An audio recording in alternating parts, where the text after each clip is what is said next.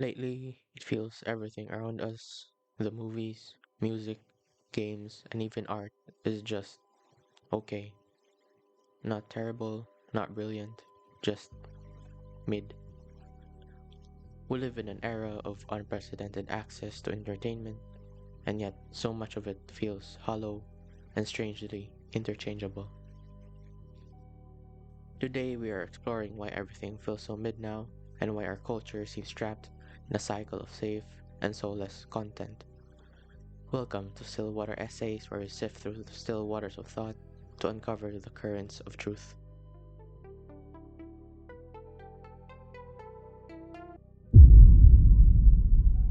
The story begins with the algorithm. Algorithms were once tools meant to help us discover new things. They are invisible gatekeepers controlling almost everything we see. Platforms like Netflix, YouTube, TikTok, and Spotify use complex data models to predict what we'll click on, what will keep us watching, and what will maximize their profits. The problem is, these algorithms aren't built to push creativity, they're built to maximize engagement. And what keeps people engaged isn't always what's new or challenging, it's what feels familiar. Over time, the algorithm learns that the safest way to keep us hooked is by showing us content that's slightly different from what we already know. A little new, but not too new. This creates a feedback loop where we serve the same types of stories, sounds, and aesthetics, endlessly repeated with minor variations. Algorithms actually trap users inside safe content bubbles, discouraging discovery and risk.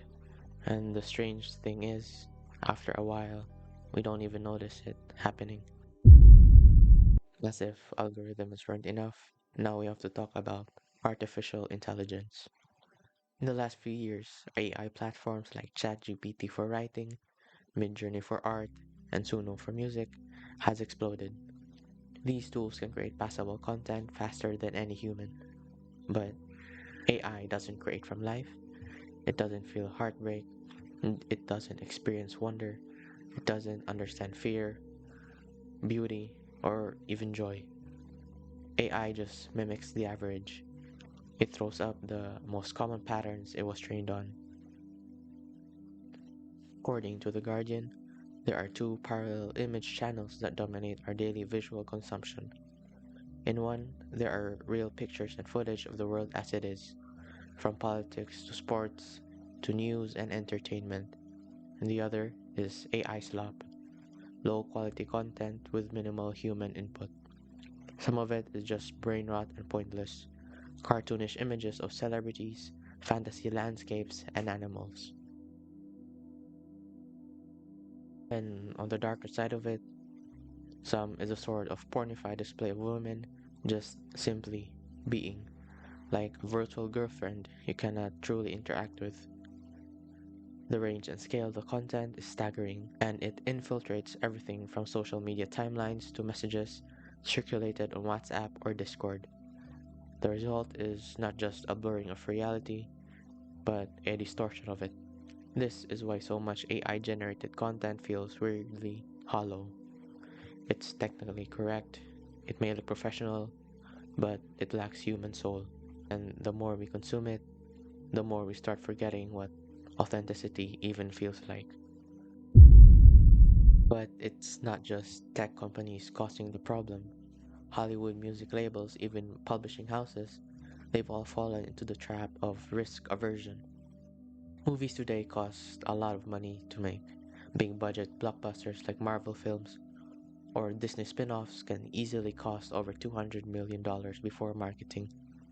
When that money is on the line, executives become terrified of failure, so they make the safest choice. They make sequels, remakes, reboots, and adaptations. This is why we see the same superhero arcs, the same movie structures, the same sanitized love stories over and over. And sure, some of it's good, but when you zoom it out, it's clearly the creativity has become secondary to predictability. New ideas are rare because new ideas are risky, and risk to a giant corporation is unacceptable. Our imagination, our sense of curiosity, it shrinks without us even noticing. This is one of the silent tragedies of modern digital life. We are all living in an infinite content, but infinite sameness. And finally, let's talk about taste. Everywhere you look, culture is starting to flatten. Aesthetic trends spread faster than ever, but they also die faster. On Instagram, TikTok, even Spotify, everything starts to look and sound the same. Soft pastel filters, lo-fi chill beats, Wes Anderson knockoff videos, sad girl indie songs. It is where you're exposed to the same visual and sonic cues over and over. You become desensitized. You stop noticing beauty. You stop seeking out things that challenge you. And worse, you lose your own sense of taste. You start liking things because the algorithm told you to. You confuse popular with good. Now, when everyone's playlist, aesthetic boards, and media diets converge into the same algorithm approved sludge, personal identity itself starts to feel slippery. But even in all of this noise, real art still exists. There are filmmakers out there taking insane creative risks, musicians recording albums that may never trend, writers publishing books that may never hit the New York Times, but will still shatter your heart. They're just harder to find because the system doesn't prioritize them. If you want to skip the mid, you have to go looking for the weird. You can watch movies that aren't trending, read books that weren't recommended by an algorithm, listen to whole albums even when they aren't playlist friendly. Because it's no fun if you don't try other options once you know they exist. The world doesn't need more filler, it needs more soul, it needs more risk. It needs more people who still remember what it's like to be moved. Now, on a final note, little by little, what you've begun will naturally become important to you. What you need at the start is a little bit of curiosity.